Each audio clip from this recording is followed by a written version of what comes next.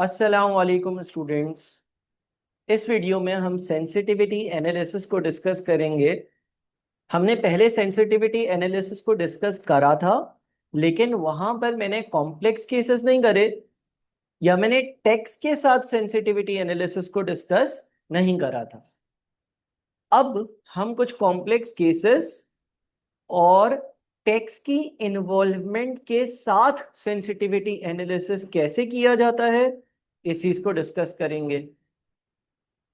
देखिए, sensitivity analysis को समझने के लिए अगेन मैंने कुछ डेटा यहाँ पे लिखा है। Selling price at year one 500 रुपए, variable cost per unit at year one 200 रुपए, फिक्स कॉस्ट 1000, सेल्स का volume 200, increase in sales volume per annum 10%, increase in all the cost and revenues per annum 20%, initial investment 90,000, discount rate 10%, project life 3 years and tax rate 20%। सबसे पहले sensitivity analysis करने से पहले आपको sensitivity analysis वाले question की net present value की जरूरत होती है, या नेट प्रेजेंट वैल्यू आपके पास होनी चाहिए। तो मैंने यहाँ पर नेट प्रेजेंट वैल्यू की कैलकुलेशंस करी हैं, लेकिन ये कैलकुलेशंस मैंने दो तीन मुख्तलिफ तरीकों से करी है। चलिए इन कैलकुलेशंस को गो थ्रू करते हैं। सबसे पहले तो आपका ईयर नंबर वन का सेल्स वॉल्यूम 200 यूनिट्स है, और वो हर साल 10% से इंक्रीज होगा। यानी कि ईयर नंबर टू में 220 यूनिट्स और ईयर नंबर थ्री में 242 यूनिट्स होंगे। सेलिंग प्राइस आपकी ईयर नंबर वन की 500 है, और अगर ये हर साल 20% से इंक्रीज होगी तो नेक्स्ट ईयर 600 और फिर 720 हो जाएगी। वेरिएबल कॉस्ट पर यूनिट आपकी ईयर नंबर वन की 200 है, और फिर ये अगर 20% से इंक्रीज होगी तो 240 और फिर 288 हो जाएगी। Sales revenue units into selling price, units into selling price, units into selling price. Variable cost units into variable cost per unit, units into variable cost per unit, and again units into variable cost per unit. Fix cost 1000 है, और उसके बाद वो 20% से increase होगी। ये हमारे पास taxable cash flows आ गए, यानी कि सेल्स रेवेन्यू में से हमने वेरिएबल कॉस्ट को और फिक्स कॉस्ट दोनों को माइनस किया, और उसके बाद उस पर हमने रेलेवेंट टैक्स रेट जो है वो अप्लाई किया। इनिशियल इन्वेस्टमेंट आ गई, और फाइनली ये मेरे फाइनल कैश फ्लोज हैं इस प्रोजेक्ट के। डिस्काउंट रेट 10% का है, तो मैंने डिस्काउंट फैक्टर्स कैलकुलेट करे, 1/1 प्लस 10% पावर 1 या पावर 2 या पावर 3, इस तरह से। और फिर फाइनली मैंने प्रेजेंट वैल्यूज के लिए कैश फ्लोज को डिस्काउंट फैक्टर से किया है मल्टीप्लाई, और इनको एडअप किया तो नेट प्रेजेंट वैल्यू आ गई। नेट प्रेजेंट वैल्यू आ रही है 66,450.188। ये एक तरीका है नेट प्रेजेंट वैल्यू को कैलकुलेट करने का। एक दो मुख्तलिफ और तरीके इस सवाल के क्या हो सकते हैं। अच्छा, यहाँ पर वीडियो को पॉज कर कर ये पहला तरीका और इससे रेलेवेंट जितनी भी बातें हमने करी उसको ज़रा अच्छे से देख लें, फिर आप मजीद काइंडली आगे बढ़िएगा। एक और तरीका ये हो सकता है कि मैं net of tax sales revenue लिखूं, यानी कि 1 लाख रुपए का सेल्स रेवेन्यू है, अगर 20% का टैक्स रेट है तो इसका मतलब लाख कमाऊंगा, 20% टैक्स में चला जाएगा, 80,000 रुपए मुझे बच जाएंगे। यानी कि मैं टैक्स का जो इम्पैक्ट है वो सब्ट्रैक्ट कर दूं। यानी कि अगर मैंने 100 कमाए तो मैं कह दूं कि 20 टैक्स वाले के हैं और 80 मेरे हैं। इस सेकेंड वर्किंग में हम नीचे टैक्स एक्सपेंस की वर्किंग अलग शो नहीं कर रहे हैं, बल्कि हर रेवेन्यू को और हर कॉस्ट को नेट ऑफ टैक्स कर रहे हैं। अब जिस तरह से मैंने यहाँ पर सेल्स रेवेन्यू को नेट ऑफ टैक्स किया, इसी तरह से वेरिएबल कॉस्ट जो है वो फिर 40,000 नहीं होगी, बल्कि वो 32,000 होगी। क्योंकि जैसे ही आप कोई रेवेन्यू कमाते हो उसकी वजह से आपका टैक्स इंक्रीज होता है। इसी तरह से जैसे ही कोई कोई कॉस्ट इंक्रीज होती है तो टैक्स डिक्रीज होता है। यानी कि अगर कोई अपनी बुक्स में 40,000 रुपए का एक वेरिएबल कॉस्ट का एक्सपेंस शो करेगा, तो उसकी टैक्सेबल इनकम 40,000 रुपए से कम हो जाएगी, और वो 40,000 रुपए पर टैक्स नहीं देगा। यानी कि मैं सारे के सारे एक्सपेंसेस को और रेवेन्यूज को नेट ऑफ टैक्स यहाँ पे लिख रहा हूँ। अगर आप ऐसा करते हैं तो आप हर चीज का 80% ले लें, क्योंकि 20% टैक्स का रेट है। याद रहे, इनिशियल इन्वेस्टमेंट पर ये रेट अप्लाई नहीं होगा, वो आपकी इन्वेस्टमेंट है, वो आपका इनकम या एक्सपेंस नहीं है। आप देखें कि ये वाले जो नेट कैश फ्लोज हैं ये ऊपर वाले नेट कैश फ्लोज से बिल्कुल ही सही तौर पर मैच हो रहे हैं। साथ में सेम तरीके से मैंने 10% के हिसाब से सारे सालों के डिस्काउंट फैक्टर निकाल कर और उनकी प्रेजेंट वैल्यूज को निकाल कर और उनको एडअप किया, तो एक और नेट प्रेजेंट वैल्यू आ गई। एक और तरीका ये है कि मैं हर रेलेवेंट आइटम का और उसका टैक्स का इम्पैक्ट अलहदा अलहदा शो करूँ। देखिए, सेल्स रेवेन्यू ₹1,00,000 का है। अगर ₹1,00,000 का सेल्स रेवेन्यू आएगा तो टैक्सेबल इनकम इंक्रीज होगी, तो उस पर 20% के हिसाब से टैक्स लगेगा, उसका टैक्स का इम्पैक्ट यहाँ है।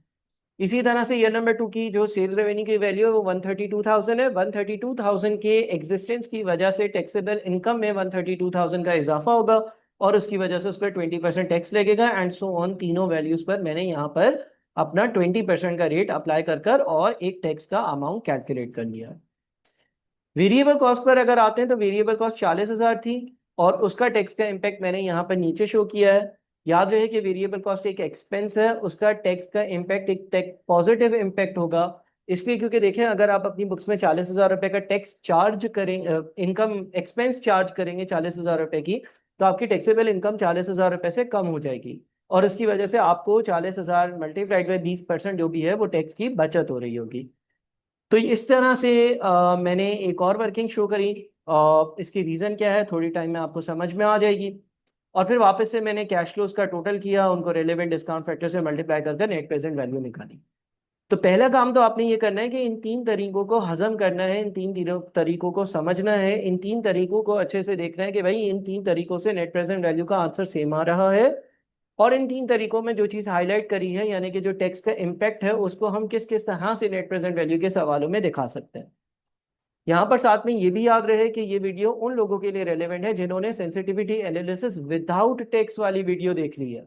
क्योंकि जो विदाउट टेक्स्ट वाली वीडियो थी उसमें मैंने बहुत डिटेल में सेंसिटिविटी एनालिसिस को एक्सप्लेन किया था।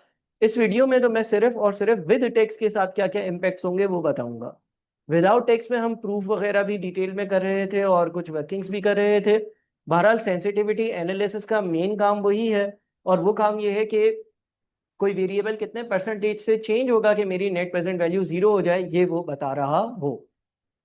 अब हम आ जाते हैं sensitivity to change in selling price. देखिए, हमने sensitivity to change in selling price पहले भी किया था लेकिन हमने उसमें टैक्स का इम्पैक्ट नहीं लिया था।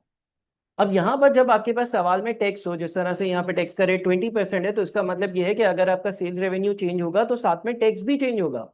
मान लीजिए अगर आपका सेल्स रेवेन्यू 100 रुपए से कम हो जाएगा, आपके सेल्स रेवेन्यू के 100 रुपए से कम हो जाने की वजह से आपको 100 का 20% यानी कि 20 रुपए का टैक्स भी कम पे करना पड़ेगा। तो उसका इम्पैक्ट किसी तरह से यहाँ पर हमें लेकर आना है। एनपीवी प्रोजेक्ट की 66450.1.88 है। यहां पर मैंने लिखा है present value of net of tax sales revenue. जब टैक्स नहीं था तो present value of sales revenue लिख रहा था मैं, लेकिन जब टैक्स है तो मैं present value net of sales tax sales revenue लिख रहा हूं।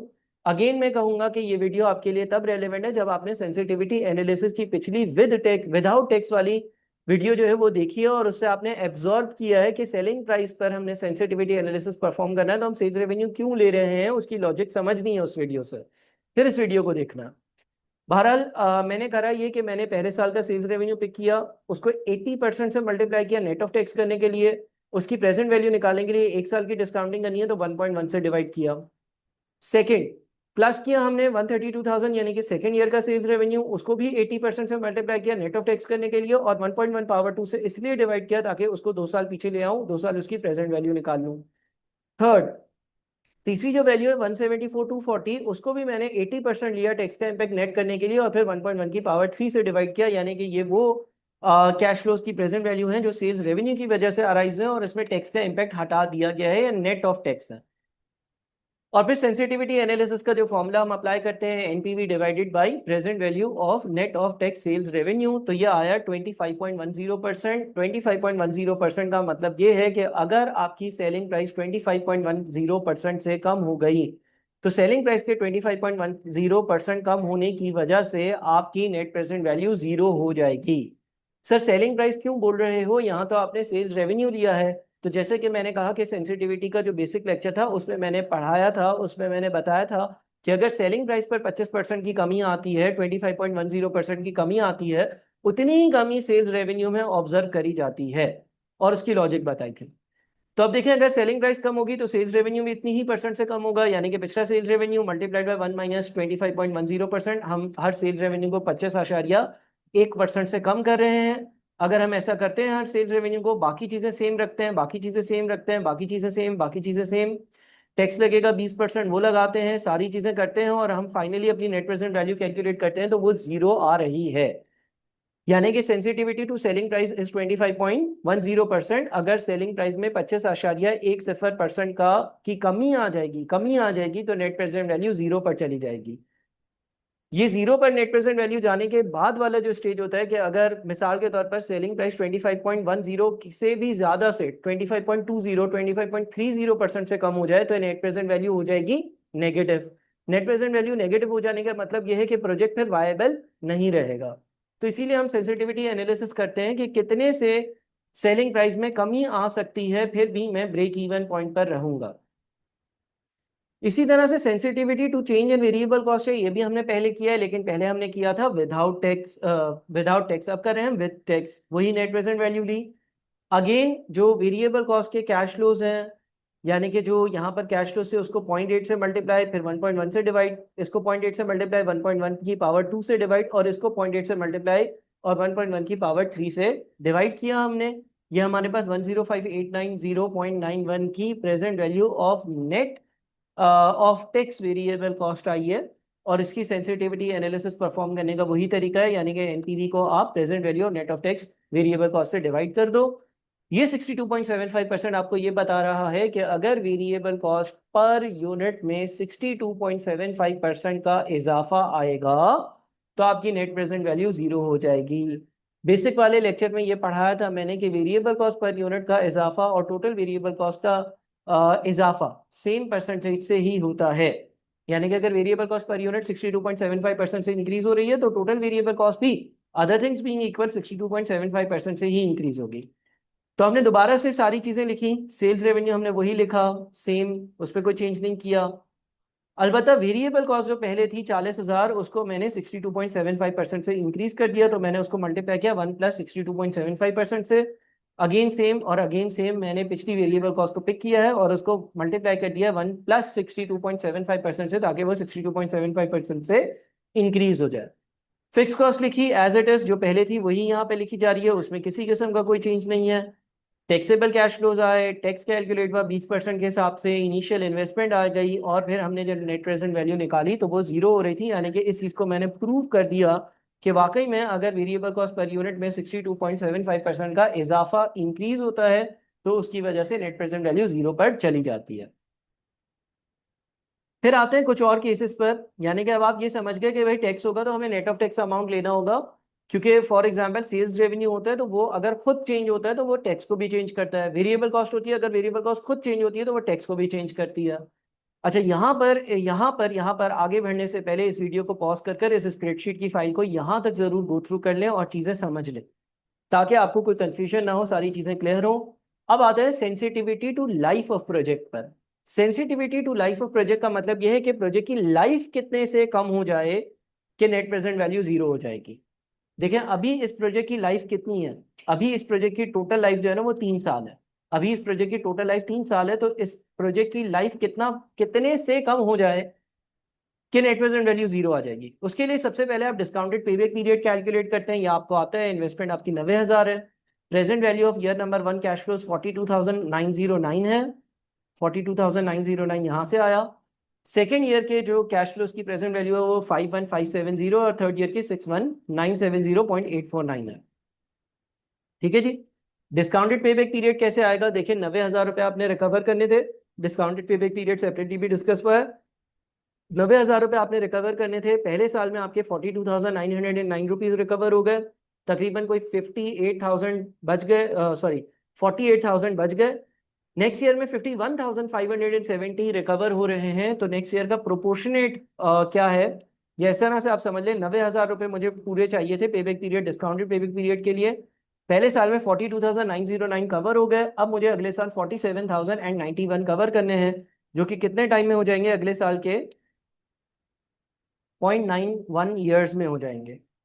अच्छा, ये payback period, discounted payback period का जो कॉन्सेप्ट है वो भी आपने पहले पढ़ा हुआ है। तो ये आपका discounted payback period discounted payback period आ रहा है 1.913 ईयर्स। 1.913 ईयर्स का मतलब ये है कि आपकी जो ओरिजिनल इन्वेस्टमेंट है वो 1.913 ईयर्स में मुकम्मल तौर पर आपके हाथ में आ जाएगी उसकी प्रेजेंट वैल्यू, जो रिटर्न्स होंगे उसकी प्रेजेंट वैल्यू की टर्म्स में। यानी कि हमने इसमें डिस्काउंटिंग को भी इंकॉर्पोरेट कर दिया है, हमने इसमें टाइम वैल्यू ऑफ मनी को भी इंकॉर्पोरेट कर दिया है।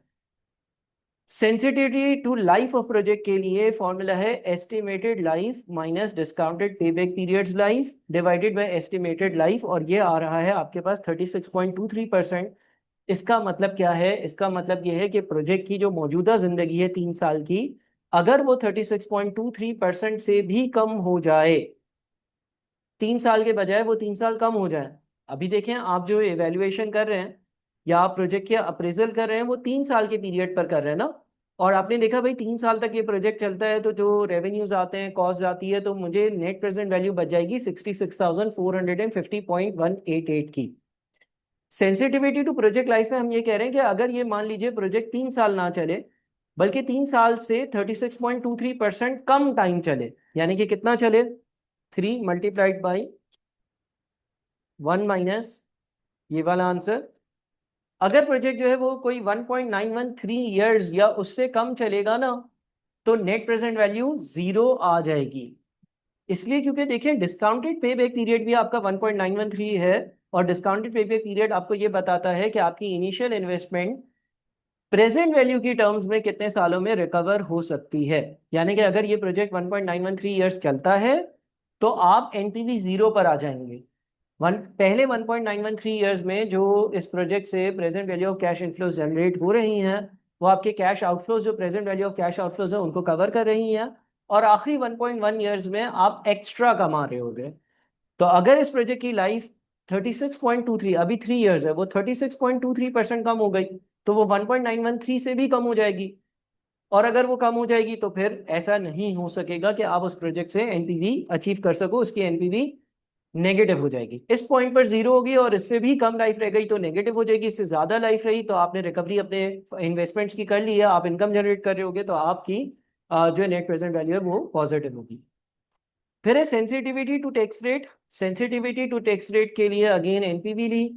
Present value of tax expense, आपकी जो मेन वर्किंग है उसमें ये टैक्स के एक्सपेंसेस हैं, इसकी प्रेजेंट वैल्यू के लिए इसको 1 साल, इसको 2 साल और इसको 3 साल के लिए डिस्काउंट किया। Present value of tax expense आ गया 39,133। सेंसिटिविटी टू टैक्स रेट के लिए NPV, NPV divided by present value of tax expense, तो ये तकरीबन तकरीबन आपके पास 170% आ रहा है। 170% का मतलब यह है कि अभी मौजूदा जो टैक्स रेट है, अगर वो 170% से इंक्रीज हो जाए तो नेट प्रेजेंट वैल्यू 0 हो जाएगी।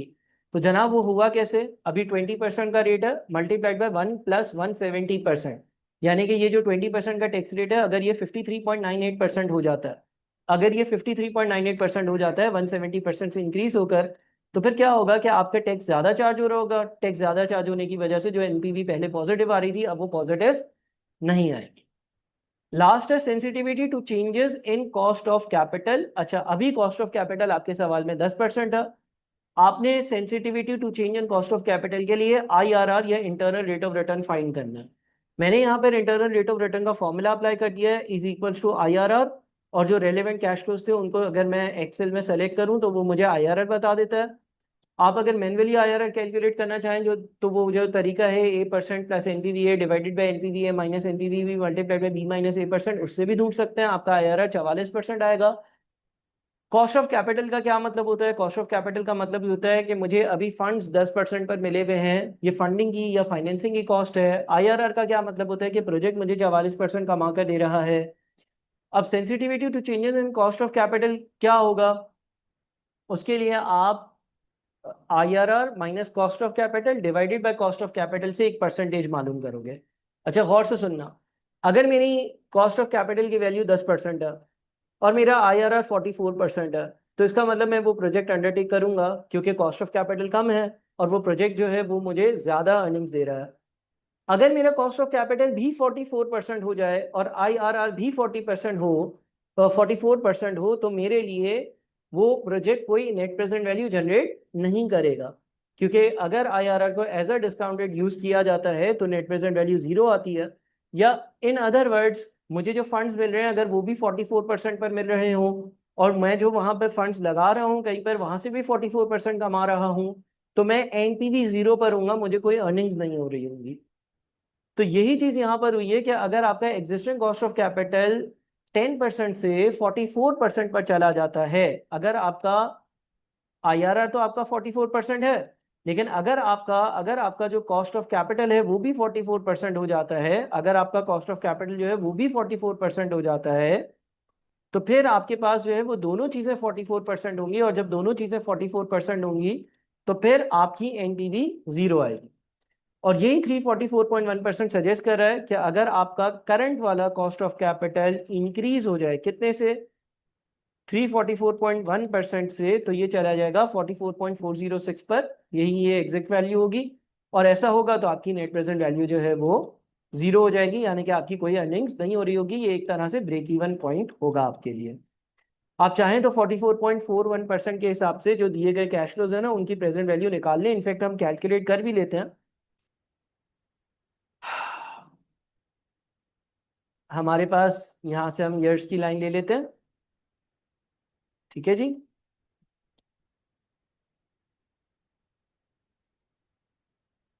और हमारे पास ये कैश फ्लोज है ना,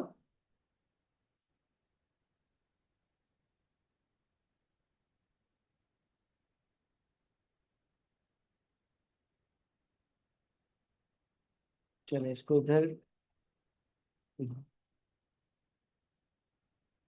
चलो यही लिख लेते हैं। कैश फ्लोज क्या है भाई? कैश फ्लोज हमारे पास कुछ इस तरह से है कि ये 90,000 है, फिर ये 47, 62 और 82। और अगर मेरा कॉस्ट ऑफ कैपिटल जो है वो 344.1% से इंक्रीज होकर 44.141% हो जाता है, तो ये हो जाएगा 1/1 plus 44.41% power 0, power 1, power 2, power 3। Present value निकाल लेते हैं, इसको किया इससे मल्टीप्लाई और इन सबको ऐड किया,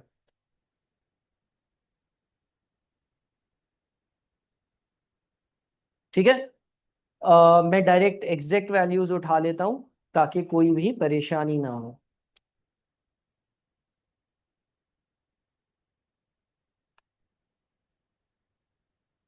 देखें जी, तो अगर मेरी कॉस्ट ऑफ कैपिटल, अगर मेरा कॉस्ट ऑफ कैपिटल जो कि अभी 10% है, वो 344.1% से इंक्रीज होकर उतना ही हो जाता है जितना आईआरआर है, तो मेरी नेट प्रेजेंट वैल्यू 0 होगी।